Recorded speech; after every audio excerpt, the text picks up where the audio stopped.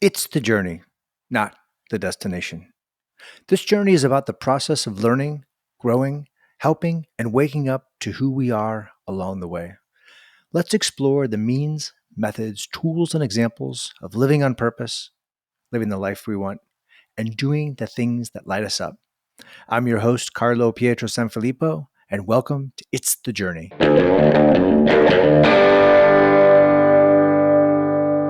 So, hello, everybody, and welcome back to It's the Journey. I'm your host, Carlo Sanfilippo, and today I'm super excited to be speaking with Ellen Green Niedringhaus.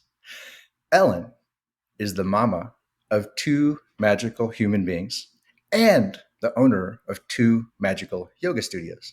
And we're going to talk about Ellen's journey to yoga and some of the philosophies that she takes off the mat and into the world, because I think it's pretty cool. So, Ellen, thank you so much for joining me. Thank you for having me. I'm excited. Yeah. So, I was trying to think when I was prepping for this, like how long I've known you.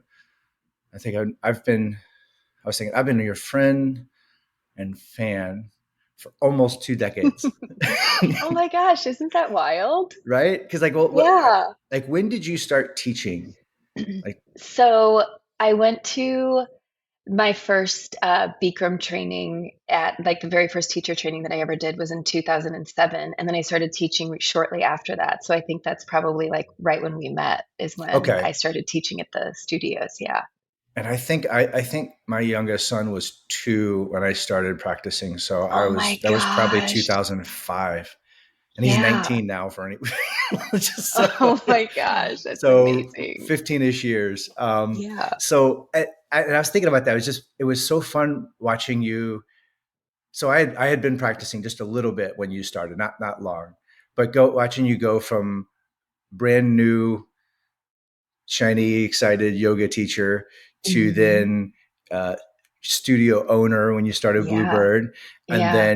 then from with social media, like, oh, Ellen's doing classes and teaching other yogis, Hmm. and then now you own two yoga studios, and it's been Hmm. so exciting watching that. And so, like, what was kind of your?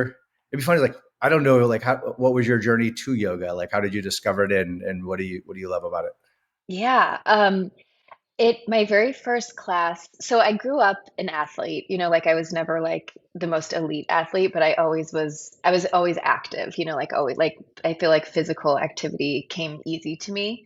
But I was a swimmer and I was a little bit of a runner and I played, like team sports. So I wasn't a dancer, I wasn't a gymnast, like I wasn't into any of the like I feel like almost like the beautiful stuff that yoga is kind of known for, like the Uh, back bends and the stretching and like these beautiful poses.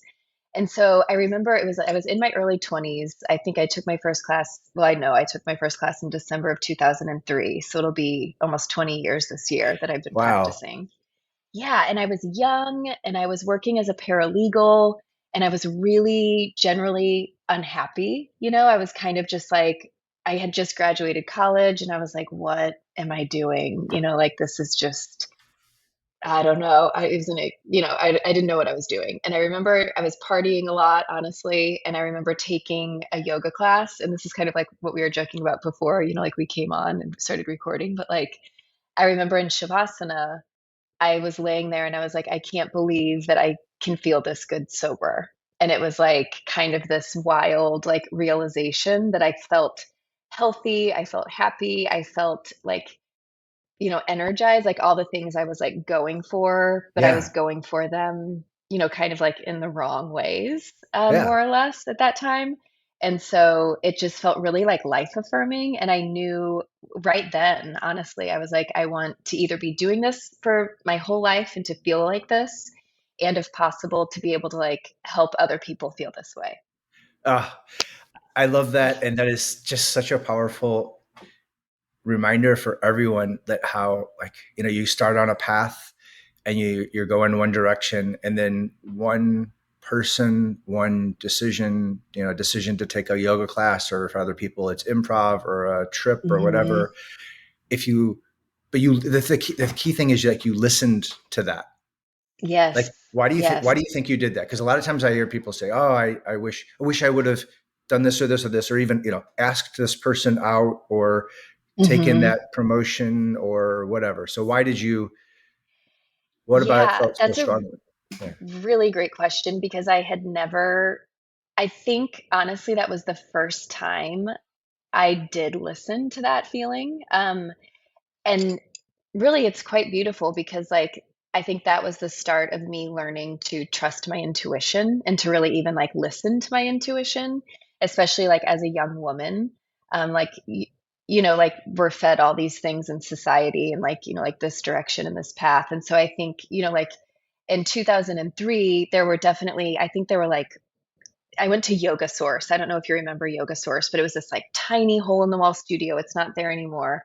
But like yoga wasn't nearly as popular as it is now. Lululemon wasn't in St. Louis yet. Like it was just like all very like, what is this weird stuff these people are doing? Right. And so I feel like I just got into it before it was like cool, like quote unquote. And so it was, it felt really good. And then like I just started to realize that I was beginning to like shift my life around the yoga classes that I wanted to go to. And so it was almost like it wasn't an overnight thing. I had to keep my job, I had to pay my bills, I was in an apartment, and so I was like even in school a little bit still. And so it was one of those things that I just slowly like stopped going out at night so I could get to class at 6 a.m. I Yeah. slowly didn't go to happy hour. Instead, I went to class at 5:30, and so it was just kind of this like slow realization that I started to know what was right for me, Yeah. and the way I wanted to live that felt better and healthy and, you know, like fueling vitality instead of like, hangovers. Yeah. No, I love that because they say in life you're supposed to look for opportunities you're moving toward versus moving away.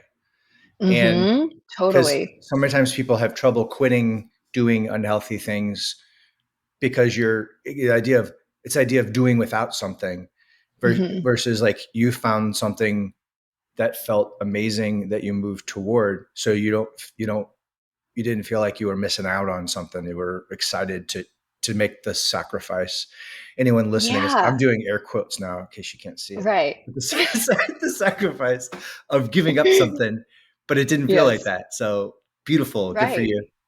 Yeah. Yeah. Thank you. Yeah. I mean, and then I think, like it's one of those things, and I teach this a lot, like in trainings and in like some classes when I have the opportunity to like share this. But it is one of those things that like I think that the practice of yoga really does like offer an opportunity to start to almost like develop what your intuition even feels like. Like what is it like to listen to myself and then trust that and then do it again and again and again in a way that starts to just kind of like become your default. Yes. To where yeah, like that's kind of like, oh well, I know it's best for me because I can like trust this feeling that I've developed over time.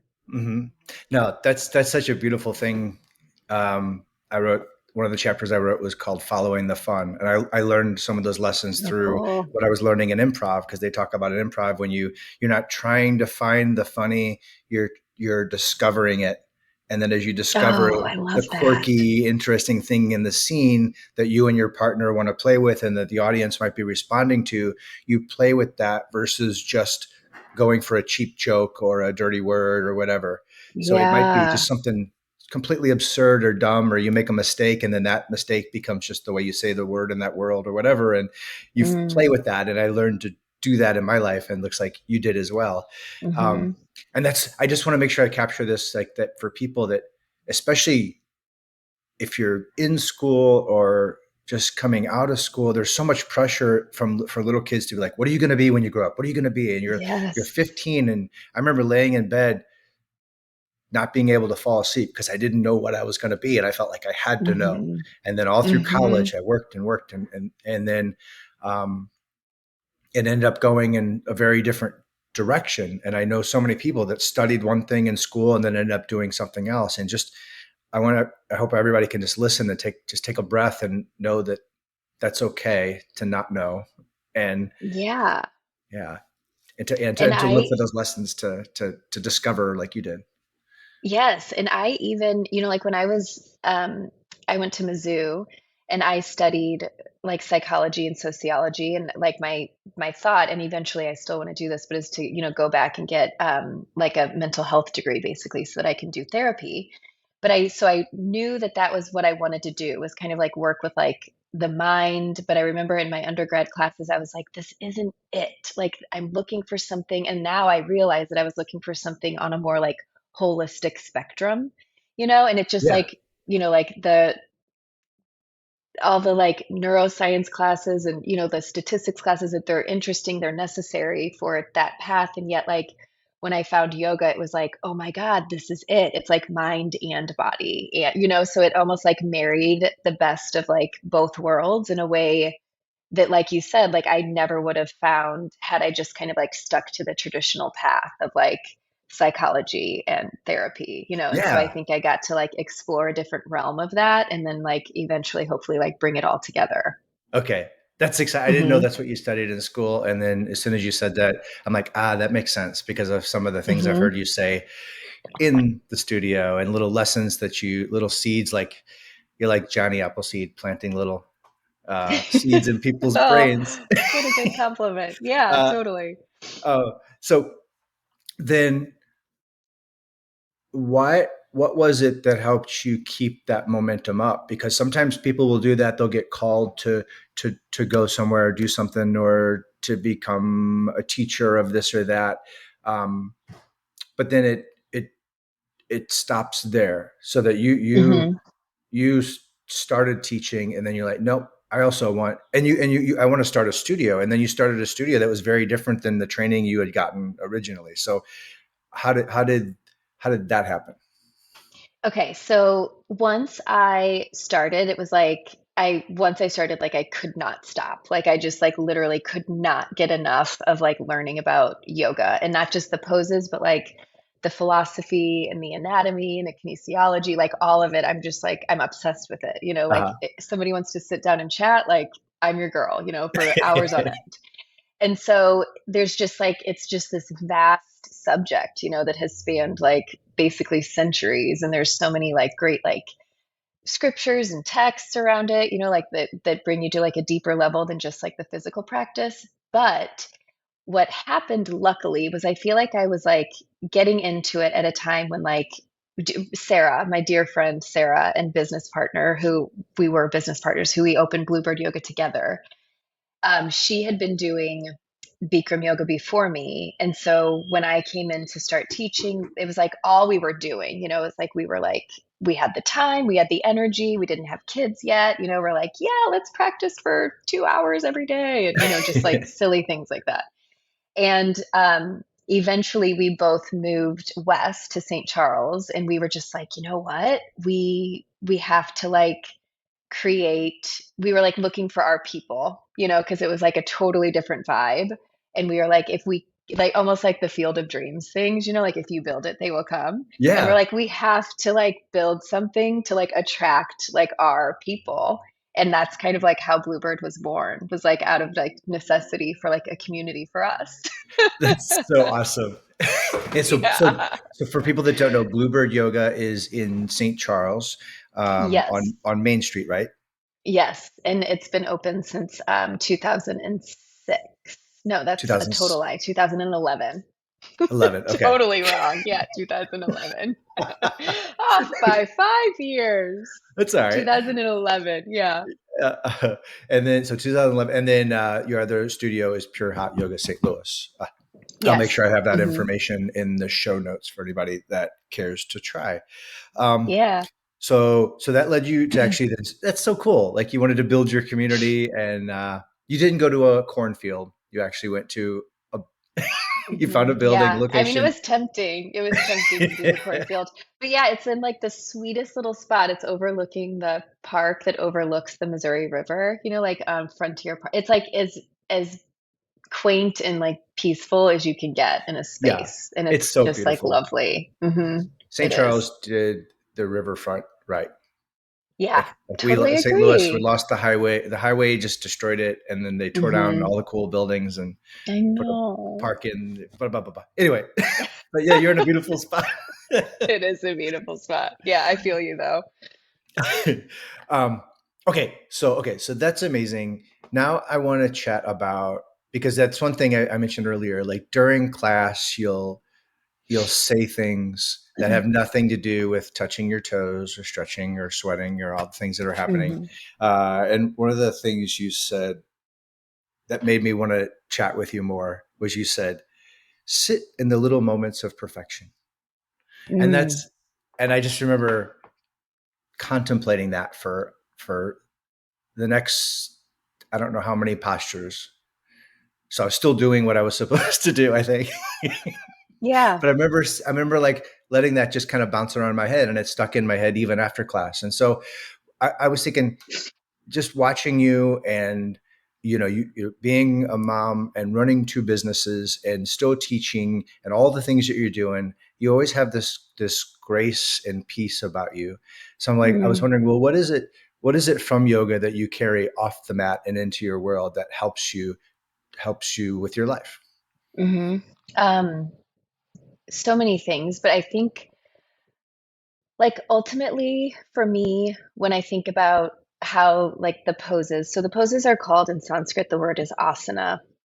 And asana literally translates to seat, seat. Uh-huh. And so that's something, so it's almost um like every pose that you're doing, like even like from the 26 and 2, it's like standing head to knee seat, or like standing head to knee like posture or seat.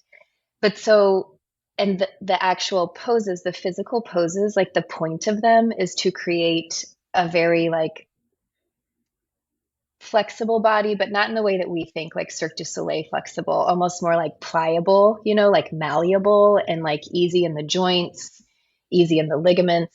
And that's in order to create like this very like supple environment for which then we can like sit in silence and meditation. Hmm. And so I think, like when I first learned that that's actually like it's almost like a precursor for like the deeper practice of meditation and like self-knowledge and meditation, like that kind of just like blew my brain right open. I was like, "Holy shit, like there's a point to all of this, that's like way deeper than like feeling wonderful in my body, and like Hmm. wow, like that's really cool and almost like so far ahead of its time, Yeah. clearly. And so I think like for me, the physical poses like give me a sense of like calm and ease in my physical body almost now, like even as a mom, and now I'm like approaching like mid 40s, it's almost become like a way for me to feel like I'm functioning well in life, like just Hmm. from like a sheer like health standpoint. But then even deeper than that is I think like the moments of like clarity and calm that I've started to be able to cultivate in stillness, and almost like knowing that that's truly the default, and like almost like what's up underneath all of the busyness, that's like outside of me. And it's really been about like cultivating and developing like my sense of like being able to be still and like watch almost like the witness seat about what's going on around me instead of just like kind of like reacting to or identifying as what's happening around me. Yeah. Yeah. No, that's so powerful. It's The real the deep, I know. no, no, I no,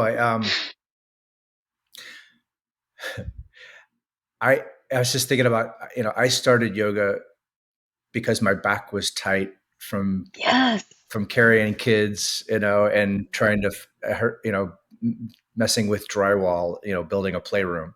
And so totally. I discovered Baron Baptiste.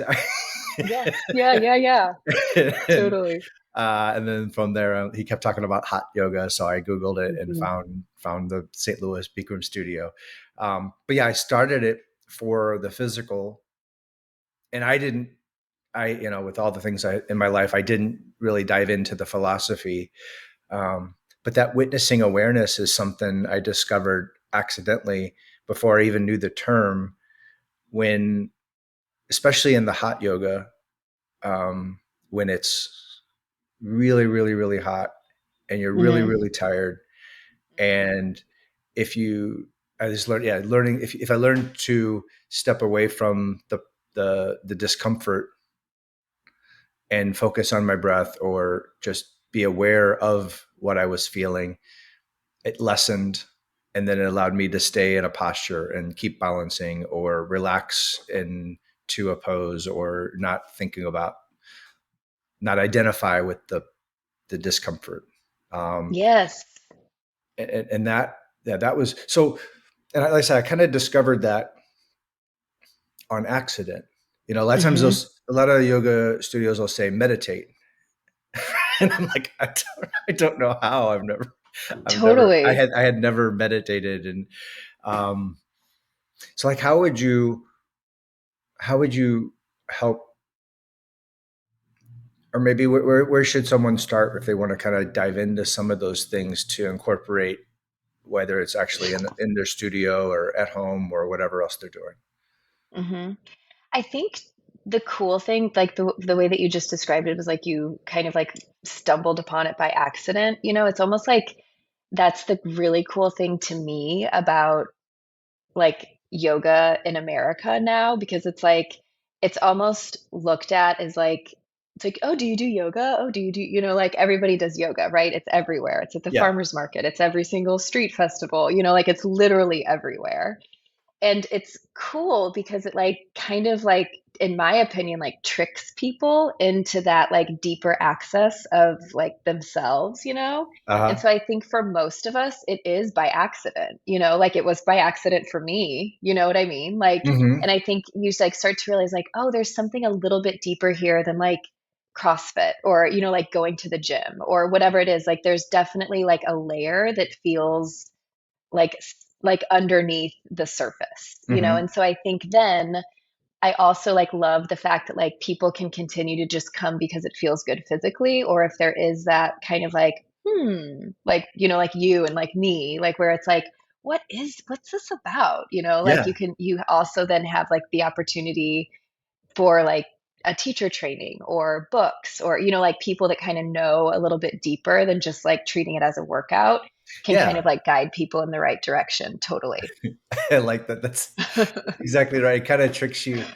Because the other thing, when you were talking about that, it made me think of, because I had been an athlete my whole life and done lots of different sports, and one of the things I discovered about yoga is that how vital it was to be present in what you were doing in a Hmm. way that you didn't have to be if you were on a treadmill or running. Right. When you're doing those things, you can keep stressing out about your work and your marriage and your kids and your bills and your credit card, and you can keep thinking about all those things, and they can keep gnawing at your mind and your peace of mind. But when you're Hmm. trying to like stand on one foot and do whatever it is you're Right. supposed to be doing, if you're not thinking about just that, you're going to fall over and over and over and over. And so I remember coming into the studio and just being so stressed about all the things in my life. And if I was not able to keep my balance, I realized, oh, it's because I'm still thinking about that client meeting I had or Totally. what I have to do when I get home. But so Hmm. it, like you said, it tricked me because I didn't want to Hmm. fall over into training my brain to just be present in what I was doing. Yes, that's exactly it. It's Yeah. like that's exactly it. And then you start to like exercise that muscle, Hmm.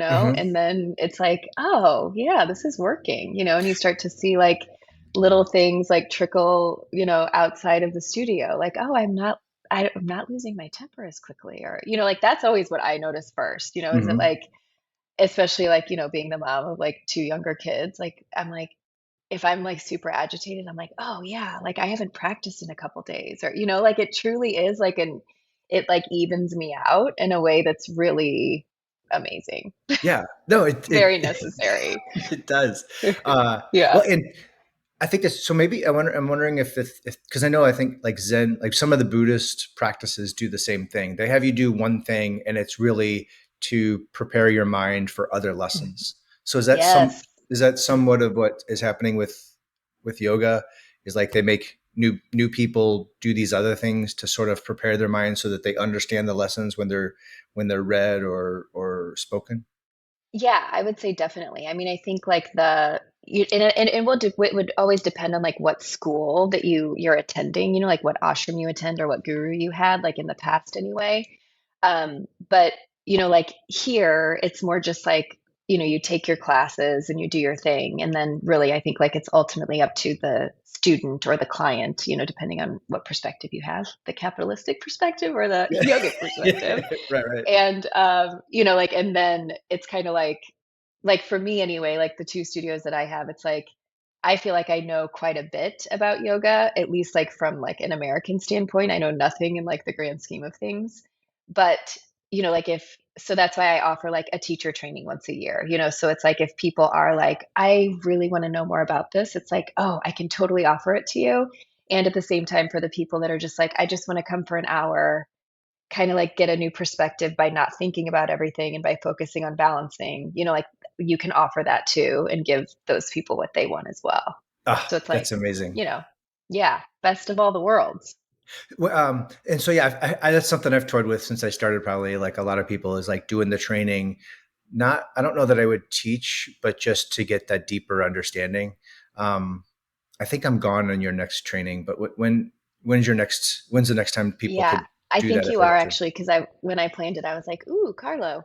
But it's September through January, so it lasts 6 months, and they're like each week, if they're a weekend long, and they're about 14 hours, and it's an intense 6 months, but it's like I've this will be my 14th training that I've led, and I've trained like a Wow. lot of teachers, even like in St. Louis, and like people that have moved away, and a lot of people, I would say the majority of people don't teach. They really want to like know more and have like all their questions asked and kind of like start to look at like we do philosophy, we do, like some meditation, some mantra, pranayama stuff, like breathing work. And so it's like just kind of like a whole education on the subject Ah, versus just no, classes. Yeah, it's pretty dope. that sounds amazing. No, I would love Yeah, that. Yeah, I'm going to be gone during during those months, but maybe one yeah, day I'll give you my travel someday. schedule next time, or vice versa, Okay. and we'll coordinate. Totally. Totally. We could do some weekends in Italy. Perfect. Uh, Once you get there, it's less expensive to live. Um, Yeah, amazing. uh, so yeah, so and I want to take a step back for anyone listening has ever thought about doing yoga and hasn't.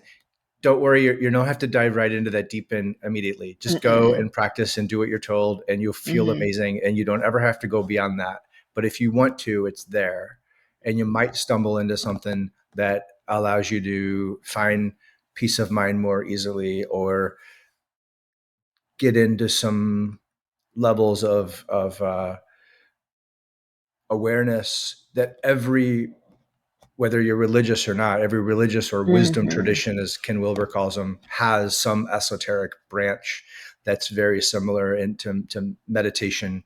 I don't know if you knew this, like in the original version of Christianity, the saints, the Latin word was sanctus, which means sanctified, which is the saints were enlightened beings who had gained a Christ consciousness, and you went to them like you would a guru.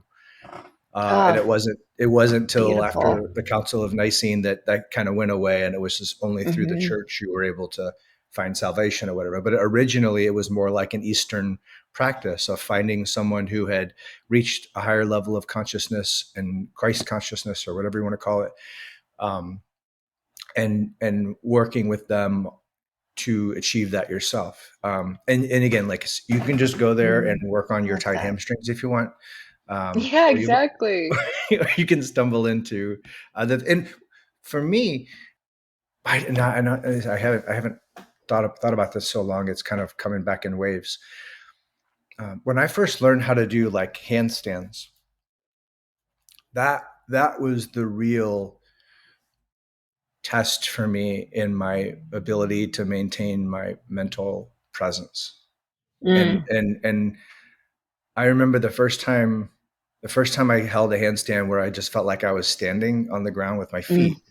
I was looking at, if you remember the old stinky carpet, uh, Yeah, totally. I felt like I was looking at a single fiber of of the Oh, carpet, yeah. and my head, I remember my head. like later, it felt like a it felt like water, like clear, undisturbed water. Mm. And if I thought about something else, I fell over. It's Yeah. like, so Yeah. I that was a wonderful thing. And then when I stumbled across some, I've talked about this before in some other episodes. When I stumbled across Ken Wilber, I don't know if you've read anything of his. No, I haven't.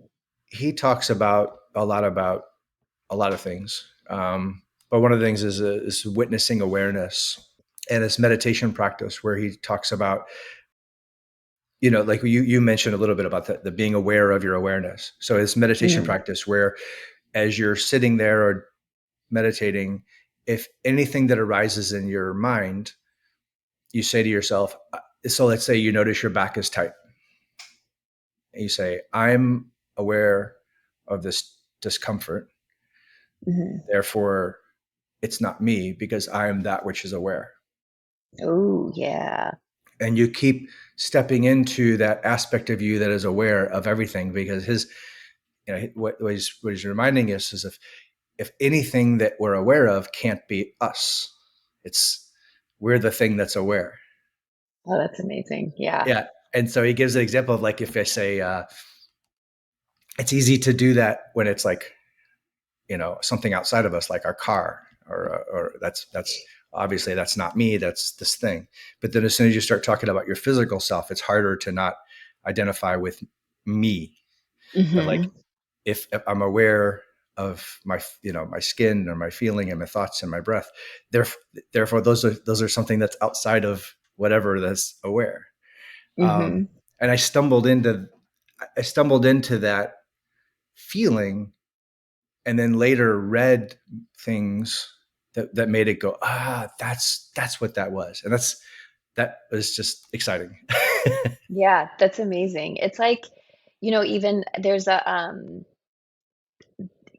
I think like just going along with like the mindfulness like mindset is like also for me like a big shift in that like not identifying as like the sense like almost like the sensory experience I'm having. So it's even like hunger, like instead of like I am hungry, and I think it's even like used this way in the Spanish language, but it's like I have hunger, or Yes, and it's like I have anger or I have sleepiness, and so it's like almost like a state that you're in and your body is experiencing it, but it doesn't necessarily have to be like what I become, yeah. and like that is always just like it's such a great like perspective when I remember it. I'm so glad you brought that up because I've noticed that with other languages. Like I didn't study Spanish, but with German and Italian, they do that in different Hmm. things. And where we say "I am hungry," it sounds like a Right. permanent state that's forever and always. And of course, that would be distressful to say out loud to yourself if your conscious and subconscious mind are accepting Right. the fact that you are lacking or you are Yes. suffering, Right. versus I have hunger. I have the sensation Hmm. of hunger. I have thirst. Yeah. My Uh, body's hungry, like my body's thirsty. Like, okay, I can look at this as like, need something I need to do to take care of myself, or, like a conversation I need to have if I'm feeling like angry about this. And at the same time, it doesn't have to be like, and now I'm going to carry this with me for the rest of the day and, the rest of my life. And, it which creates of like course I've done too. sure, yeah, like even in Italian they say I have this many years of age. Oh, I'm that's great. like I have this many years. It's not like that I am that because, and that's what Mm-hmm. causes I think so much stress. And people say I am whatever decade, and then they get all this distress when they are no longer that anymore. But that's not never Yeah, anything that they had. It's never anything that they were. It was a temporary state exactly. of being, like like Forever Hmm. 21. It's like no, Yeah. Oh my God, amazing. you know, Totally. right? So Forever that's 21. that Yes. all those that identification and sense of possession of your looks and your Mm. status and your money, then when those things go away, well, that whole thing of I am, if if you put something after that, that's not, almost all those things are impermanent. So Yeah, that's what causes totally. distress, like So much distress. Yeah, when you're no longer the president of this company or a spouse or a certain age or have a certain amount of money, if you thought Mhm. that's who you were, of course that's going to be scary if it goes away. Mhm. Yeah, Yeah. totally. I remember, like during COVID, it was almost like a yoga studio was like the one place. It was like restaurants somehow got to like separate people in these little bubbles and all these things, but it was like what I did for my livelihood was basically like you can't be in a room with people inside. Like it was like Ah, the ultimate wrestle with like distress and like almost my identity, and like who am I with this thing gone? And it was like, it brought up so much because it was like taken away in a way that I had like no control over, so it brought up a lot of like feelings from like childhood and, feeling like out of control. And, it was just like, yes. So that was like a great exercise in being like, okay, I'm more than like what I've created. I'm more than my work. And that was, I'd say, yeah, one of the like the more like in your face like experiences for me to have to like wrestle with that, and it's not fun. yeah. No,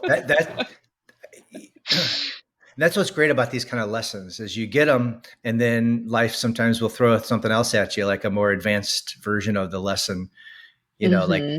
that. Is when I hurt my knee in 2010 and I couldn't practice yoga for a while, and all of a sudden I was using yoga like a drug instead of dealing Yes. with my stress and unhappiness and anxiety. I would go there and burn it off every day, which felt Hmm. good. One of my chapters in my book is called "Blank is Not My Therapy," because so many people say Mm, is yoga is my therapy or running is my therapy or shopping is my therapy or whatever. Um, but it's not, those aren't, they're therapeutic and they can relieve anxiety or tension or stress, but they're not dealing with the root cause of it. And for me, exactly. when I hurt my knee and I couldn't practice for a while, I just had all the, Mhm. all the stuff I had been burning off in the studio with 4 or 5 90-minute sessions every week just came Yeah. rushing to the surface. And that Right. was the beginning of me figuring out a lot of my things in my life. So what's the point of that? um, I do though. It's like with you saying that, I just had a conversation with someone the other day about like how, like you just said, like whatever like we each of us like wants to use to substitute, like blank is my therapy, but it's also really just like an outlet. But how even like those things can become like it's almost like this cycle of like we can then use that thing to then even almost like fuel more like neuroticism, and mhm. like more perfection and more demands on ourselves, because then it can become like, like if, yoga is your therapy, but then does it start to become like a punishment if you miss a class? Does it start to become like in a way that like I have to be there, and then you put these greater demands on yourself. So it is like another way of, even though it's like an outlet and healthy, we also, I think, still have to maintain that like witness consciousness of it so that it doesn't become like something else that's like driving us or another like carrot at the end of the stick. Yeah. Yeah. No, Hmm. there are different kinds of addictions and that we Hmm. have. And so like if you're unhappy or stressed or anxious and you deal with alcohol or drugs, it's a bad thing in society. But if you run ultra marathons, then you're a hero. But what happens Exactly. when your knees go out? All the anxiety comes right back because Hmm. you didn't go to this. It's like taking an aspirin versus realizing your head hurts because you're thirsty. Hmm. Um, so yeah, and there's I know I've had people get upset with me going, no, such and such is exercise is therapy or being in nature is therapy. Well, they're addressing the symptoms and they're therapeutic and they're healthy and wonderful, but they don't replace actually diving into the recesses of your soul and understanding why 100%. what's Yeah. causing the anxiety that you have to burn off. Right. Exactly. And still, like, even if you do start to get to those like root causes that are like incredibly uncomfortable to get to like identify, but in still like knowing that yoga is still a lovely thing to do. Hiking is still a lovely thing to Yes. do, right. But it's not like putting all of your eggs in that one basket where it's like, Yeah. this is what's going to solve all my problems. I actually had to retrain my brain to exercise because I wanted to, and I wanted to be healthy, and not as a method of burning off stress. Hmm. Because I had Hmm. done that from childhood, and I did it then, just doing a bunch of push-ups, or they're going running or playing soccer or swimming and all the things that I did. And then as an adult, I started doing it in the gym and then eventually yoga. And it was just this pressure valve release. And then Yeah. when I really healed from a lot of things, I had almost a negative association with exercise because I'm like, I, I remembered where I had gotten the drive to do what I was doing was from Right. a source of pain, um, Yeah. that I had to rewire my brain and my relationship with exercise Yeah, after that. totally. And it's like, oh, this is a tool, not like my identity. Once Yeah, again, like we just talked about. exactly. So, Which is a nice for computer. you, like, okay, let's say you had, well, I don't know what the number is, the top three lessons you either like you want kids to know or you want your students to know about yoga philosophies of things that help you. What might those be, or just even if it's just the number one thing. Mm.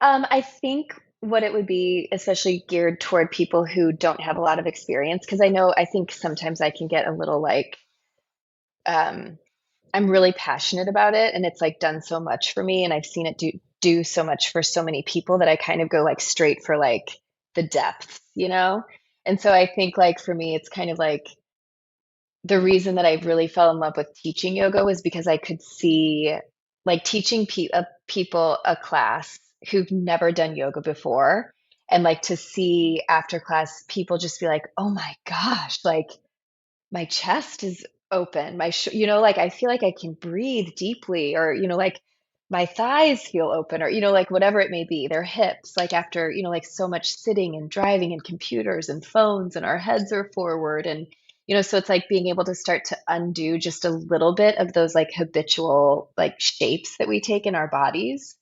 Like people doing like a back bend for the first time, like holy smokes, they feel like they're born again, and so I think like I've had a lot of people over the years say something like, I'll come in for class when I lose 10 pounds, or I'll come in, I need to get a little bit more flexible and then I'll come in. And so I think for me, it's all like just really encouraging anyone who wants to take some deep breaths almost to like not be looking at their phone for an hour. And the good thing is like both of at least my studios are tech free.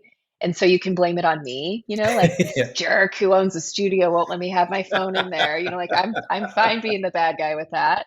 But it's like we don't get that opportunity. And so really to just like breathe and to move your body and like almost like in the opposite direction that we're usually moving it in, can just be so healing. Yeah. Almost just like coming back to neutral is healing at this point because we're Hmm. so amped up and like just overly exposed when it comes to noise and busy and whatever it may be, that just like that quiet and a few deep breaths and a few like chest openers, like shoulder openers, and you're going to feel like $1 million. Absolutely. Keep it Yeah. simple. Yeah. No, Yeah. that's so true. What a yeah. To go in and move your body and undo the stress of repetitive sitting and working, especially at Hmm. keyboards and stuff like that. And like you said, just an hour to be tech free. Yes. We so seldom give that to ourselves. That was Hmm. one of my favorite parts about my hike is that I didn't have Wi-Fi, and I had to conserve my battery on my phone because it was my GPS. So I would Yeah. go 8 hours and I looked at my phone, but just for the map. I wasn't reading about whatever terrible things happened on the news or social Right. media and this and that. And it was just, and then I started listening to birds and cowbells and Mm-hmm. my Oh, it's footsteps. like that. Yeah, and it's like, and I think all like it will at least, I guess it's a huge thing for me to generalize, but I imagine a lot of us probably, I know me, I can include in that category, is like craves silence, and and we may not even really realize it. And then I think when we first, or at least when I first have access to silence, I'm a little uncomfortable at first, and I almost like get a little like fidgety and a little like itchy inside. And I'm kind of like, I just want to check my phone. I'm a little bit feel awkward and I'm going to pretend like I'm busy on my phone because I don't want to make small talk or, like whatever it may be. Yeah. And so, but like, I think if we each of us can just kind of get a little more comfortable with like, well, I like ran into an old friend the other day and she was asking me about the classes that we teach at Pure Hot Yoga. And she's like, do they have music? And I said, some of them have music, but most of them don't have music. And she said, and this just kind of like broke my heart, but she said something like, I just have a hard time hearing myself breathe, And I was like, oh my gosh, this is kind of what we're doing to ourselves, is like the workouts and like loud music is fun sometimes, but it's like it's getting to the point where we don't even can't even like sit with ourselves, Yeah. in a way that's like very simple. And Hmm. so I think even if it's just an hour, a couple times a week, for us to kind of get reacquainted with like our breath and the way that we actually are feeling, I think it can just only be a good thing for all of us. 100% agree. Yeah, I think Hmm. if it's something you used to do and want to get back to it, or if you've never tried it, just give yourself that gift and try some different classes. And Hmm. you have lots of different teachers and different kinds of classes. So Yeah. give, find your studio, check out Bluebird, check out Pure Hot Yoga St. Louis, and give it a shot. And at a minimum, it's gonna, like you said, open up your body a little bit and undo Yeah. the stress, and you might find a lifelong passion. Um, Yeah. and last thing I want to say is, like, I think it's beautiful. Some of what you were talking about is like how you like helping people and seeing the look on their faces or things that they're saying. Um, Someone told me this a while back, for your kids, is instead of asking them what they want to be when they grow up, ask them what problems they want to solve. And Ooh. yeah, Oh, that so just gave me a chill. yeah, you're, because how you approach that might change over your lifetime, and or it'll give you just a different mindset of what you might want to do and how you apply it, even if you work different jobs throughout your lifetime, of like, well, what am I working to Hmm. do? And and it's interesting, you started with psychology and wanting to help people, Yeah. and now Hmm. you said you discovered it through a more holistic way. So I think that's so Hmm. vital in terms of thinking about like what you want to do, how you want to help people, and being open to saying yes to some new passion or discovery you find along the way. And you're a beautiful example of that. So thank you. Oh, thank you, Carlo. What an Yeah. honor. Yeah. Hmm. So thank you so much for joining me today. This has been so much fun. It has been fun. I will put in the show notes your links for your studios and your Instagram pages. So everybody, you can find Bluebird Yoga Studio and Pure Hot Yoga St. Louis on their websites, and of course on Instagram, and follow them and check it out and take a class. Yeah, you'll like it. So, Yeah. okay. Well, thank you, Ellen. I hope you have a wonderful day. And again, thanks so much for joining me today. Thank you, Carlo. It was so Okay. fun.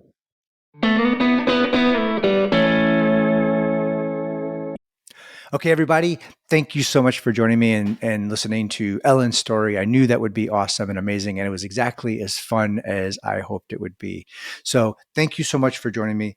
Um, if this is your first episode, first time listening, first time joining me in here on It's the Journey, thank you and welcome.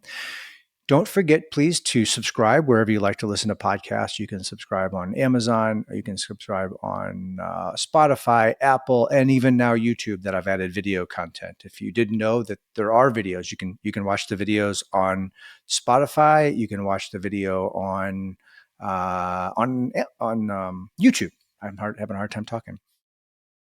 So yeah, don't forget to like and subscribe and share. I'm trying to grow this project enough to where it eventually creates enough revenue that then I could eventually hire some people to help me with some of the technical stuff that I'm not, frankly, very, very good at or don't enjoy as much as some of the content creation. Sometimes the whole process of editing and making this thing come together takes a lot of time and energy away from the part that I enjoy or am maybe better at or like to do more, which is, thinking of ideas and talking with people and interviewing people and things like that. So if you like what I'm doing, please help support the project by sharing and liking and subscribing so that I can grow.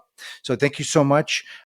I hope you recognize some of the lessons here. And if you had a chance to read my book, you'll see some of the parallels between not only my story, but the story of so many guests I've had on this show, where they said yes to something, a class, a night out with someone, an adventure, or a trip, or whatever it might be, and they discovered something that then transformed and changed the trajectory of their whole life.